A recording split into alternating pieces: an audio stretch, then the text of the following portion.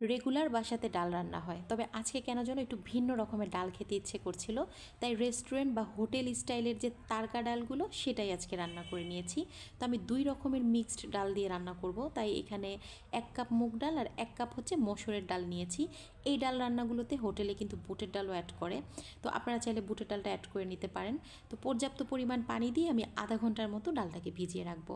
ডালটা রান্নার আগে ভিজিয়ে রাখলে রান্নার সময় কিন্তু দ্রুত সেদ্ধ হয়ে যায়। তো আধা ঘন্টা পর আমি এটাকে ভালো করে ধুয়ে একটা স্টিনারে ছেঁকে নিয়েছি। তো একটা পাত্রে নিয়ে নিচ্ছি, মানে যে পাত্রে রান্না করবো আর কি। এখানে একটু লাল মরিচের গুঁড়ো, একটু হলুদের গুঁড়ো, তার সাথে স্বাদ মতো লবণ, অল্প করে একটু আদা রসুন পেস্ট দিয়ে দিলাম।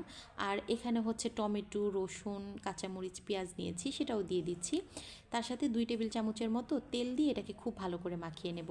ডালে কিন্তু লাল মরিচের গুঁড়ো ব্যবহার করলে ডালের কালারটা ভালো আসে। তাছাড়া বাচ্চারা ডাল খেতে খুব বেশি পছন্দ করে, আপনারা চাইলে কাঁচামরিচটা একটু বাদ দিতে পারেন বা কমিয়ে দিতে পারেন, এতে করে বাচ্চারা কিন্তু খুব মজা করে খেয়ে নেবে। তো যাই হোক, এখানে আমি 2 কাপ ডাল নিয়েছি, তাই 4 কাপ পানি দিয়ে দিচ্ছি। আমি একটু পাতলা রান্না করব।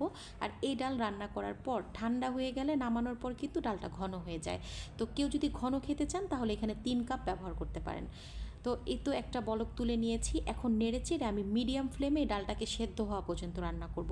এই টাইপের ডালগুলো হলে আমি একটু লেবু চিপে একদম মাছ মাংস ছাড়াই কিন্তু আমি 1 প্লেট ভাত খেয়ে নিতে পারি, এতটা মজার হয়।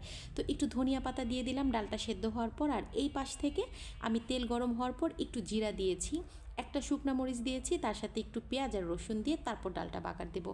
এইভাবে করে ডাল বাগার দিলে এত সুন্দর গ্রান বের হয়, মানে এটাকে বাগার তারকা যে যেটা বলেন। আর এই ডালটা আমি যখন রান্না করি আমাকে আমার কেন যেন সেরা রাঁধুনি মনে হয়, কারণ এই ডালটা আমার হাতে না পারফেক্ট রান্না হয়।